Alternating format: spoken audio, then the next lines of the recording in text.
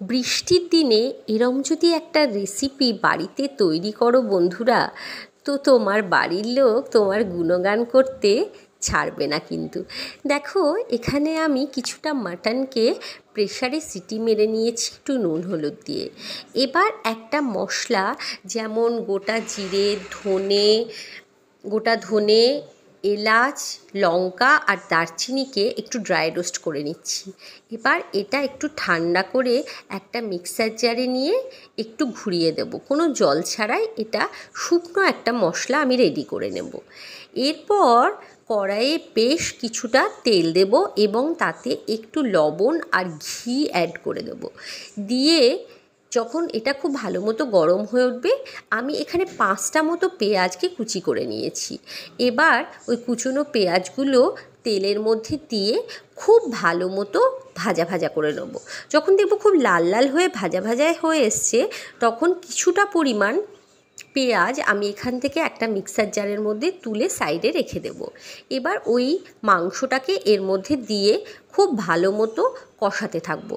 যখন দেখব খুব ভালো মতো কষানো হয়ে গেছে পেঁয়াজের সাথে মাংসটা, তখন এর মধ্যে পেঁয়াজের পেস্ট, রসুনের পেস্ট, আদার পেস্ট, স্বাদ মতো লবণ, হলুদ, একটু লঙ্কার গুঁড়ো দিয়ে আবারও খুব ভালো মতো কষাতে থাকবো।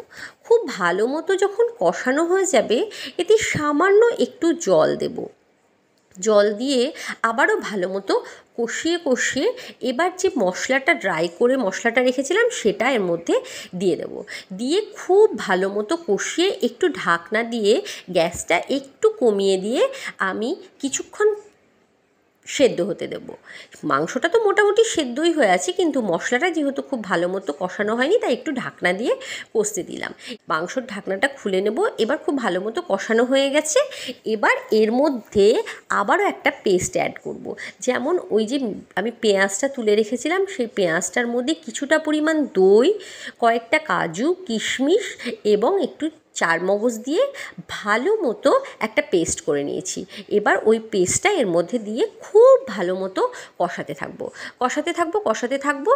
এরপর একটু মিক্সির জারটা ধুয়ে আমি এখানে জল দিলাম।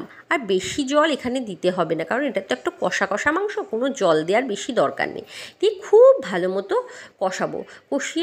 কষিয়ে এর মধ্যে দুটো টমেটোকে টুকরো করে দিয়ে দিলাম, আর কিছুটা কাঁচা লঙ্কাও ওপর থেকে দিয়ে দিলাম। দিয়ে খুব ভালো মতো কষানো হয়ে গেল। দিয়ে একটা ঢাকনা দিয়ে আবারও কিছুক্ষণ একটু গ্যাসটা সিম করে রেখে দেবো। এবার ঢাকনা খুলে যখন দেখব একদম তেল ছাড়া হয়ে গেছে, মশলাটাও মাংসর সাথে পুরো মাখা মাখা হয়ে গেছে, আমি একটু টেস্ট করে দেখলাম আমার রান্না দারুণ হয়েছে। এবার একটা বাটিতে সার্ভ করে ওপর থেকে কিছুটা টুকরো করা আদা কুচি কুচি করে এর মধ্যে দিয়ে দাও। দিয়ে এটা বাড়ির লোককে সার্ভ করো।